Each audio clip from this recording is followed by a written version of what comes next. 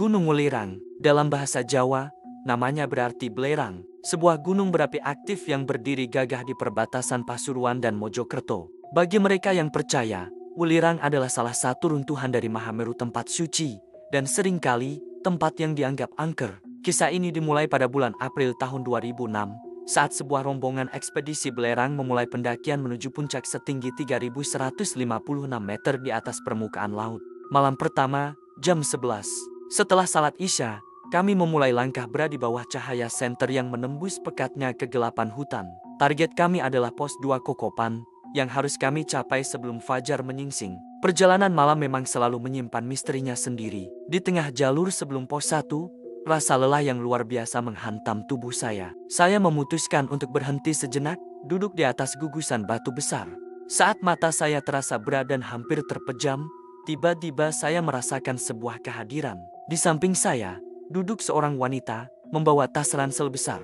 Awalnya saya merasa lega, mengira dia adalah salah satu teman dari rombongan kami. Namun, kelegaan itu segera hancur lebur ketika salah satu alumni, Mas Koko, menepuk pundak saya dan membangunkan saya. Dengan nada heran, ia mengatakan bahwa saya adalah orang yang berjalan paling depan dan tidak ada siapa-siapa lagi di depan kami. Saya menoleh, dan wanita itu sudah lenyap. Kami akhirnya tiba di pos 2, disambut oleh gemericik air yang menenangkan jiwa yang sedikit terguncang. Keesokan harinya, kami melanjutkan perjalanan ke pos 3, Pondokan. Jalur saat itu masih sangat liar, sempit, dan terus menanjak tanpa ampun. Jauh berbeda dengan jalur yang sudah dibuka setelah tahun ke-2008. Saya, seperti biasa, berjalan dengan egois, jauh meninggalkan rombongan di belakang, hanya mengikuti ritme fisik saya sendiri tanpa memikirkan yang lain.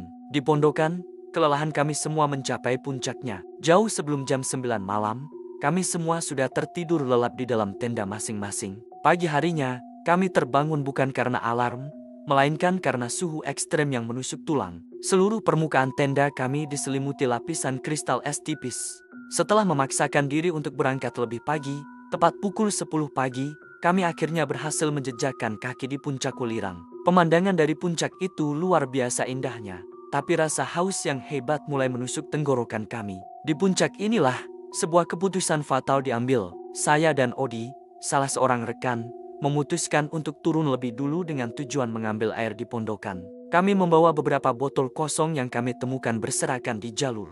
Ketika kami tiba di sebuah persimpangan yang hanya berupa jalur setapak, kami berhenti sejenak. Saya mengira, entah ke kiri atau ke kanan, jalur ini pada akhirnya akan bertemu lagi di Pondokan. Tanpa banyak bicara, Odi memilih jalur kiri dan langsung menghilang di balik vegetasi yang rimbun. Saya pun mengikuti, berjalan di jalur yang sama. Awalnya semua terasa normal, namun perlahan, semak belukar di sekitar saya menjadi semakin tinggi dan rapat.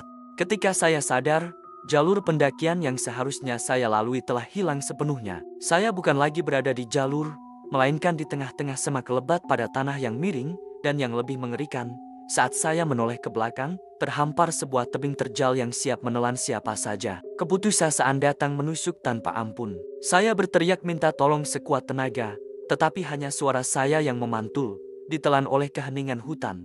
Tenggorokan saya kering seperti pasir gurun. Saya nekat menerjang semak berduri, membuat kaki saya penuh dengan luka gores dan darah. Saya sendirian, benar-benar sendirian. Rasa panik itu mencekik leher saya, memaksa saya berpikir bahwa ini adalah akhir dari hidup saya. Namun, di tengah keputusasaan itu, saya mencoba menenangkan diri dan berdoa. Tiba-tiba, kabut tebal, sangat tebal, datang dan menyelimuti area tempat saya berdiri. Secara spontan, mungkin didorong oleh insting bertahan hidup, saya membuka mulut lebar-lebar dan menjulurkan lidah. Uap air yang dibawa kabut itu mulai menetes, membasahi lidah saya yang kering kerontang dan menyelamatkan saya dari dehidrasi yang mematikan. Ketika kabut itu perlahan menghilang, sebuah keyakinan baru muncul di dalam diri saya. Saya harus bertahan hidup, apapun yang terjadi. Saya mulai berjalan melipir ke arah kiri, dan tak lama, saya menemukan bebatuan dan kubangan air sebuah jalur aliran sungai yang kering. Fisik saya sudah terlalu lemah untuk memanjat kembali ke atas. Akhirnya saya memutuskan untuk turun, mengikuti aliran sungai berbatu bekas lahar itu. Itu adalah medan yang sangat brutal, bahkan sandal kanan saya sampai putus. Setelah berjalan sekitar 30 menit, saat saya hampir menyerah pada keadaan, seekor burung kecil hinggap tepat di depan saya. Sayapnya berwarna biru cerah, dengan ekor kuning yang kontras. Burung itu seolah menunggu saya, menuntun langkah saya. Ia baru akan terbang lebih jauh ketika saya memutuskan untuk berhenti sejenak, seolah memberi isyarat agar saya terus bergerak. Saat hari semakin sore, saya berhenti, menunaikan salat zuhur di atas sebuah batu besar. Perut saya melilit karena lapar yang tak tertahankan. Karena tidak ada buah atau hewan yang bisa dimakan, saya terpaksa memakan rumput liar yang tumbuh di sekitar, hanya untuk menipu rasa lapar yang menyiksa. Pikiran untuk melompat ke jurang sempat terlintas di benak saya, namun saya segera membuang pikiran buruk itu jauh-jauh. Saya mencoba memotivasi diri dengan hal-hal sederhana, pulang, mandi air hangat, dan makan semangkuk soto ayam. Malam pertama di hutan terbuka itu adalah sebuah siksaan. Saya menumpuk ilalang tinggi untuk dijadikan alas tidur, menggunakan baju rangkap 2 yang saya ikat erat untuk menahan angin gunung yang dinginnya menusuk tulang. Sekitar pukul 11 atau 12 malam, saya terbangun. Di bawah sana, tidak jauh dari tempat saya berbaring, saya melihat lampu penerangan jalan berwarna kuning, berbentuk melingkar seperti jalan raya di area pegunungan. Saya juga samar-samar mendengar suara sepeda motor. Saya yakin sekali itu adalah jalanan. Namun risikonya terlalu besar untuk bergerak dalam kegelapan total. Pagi pun tiba, menjelang subuh, saya kembali terbangun karena kedinginan yang ekstrem. Lubang hidung dan mulut saya dilapisi es tipis. Setelah salat subuh dalam kondisi menggigil, saya menoleh ke bawah, ke arah di mana saya melihat jalan semalam. Lampu penerangan jalan dan suara motor yang saya lihat dan dengar seketika menghilang. Tidak ada jalan, tidak ada apa-apa, selain jurang curam dan pepohonan yang lebat. Saya kembali melanjutkan perjalanan, menyusuri sungai kering itu. Suasana di sekitar saya terasa semakin mencekam.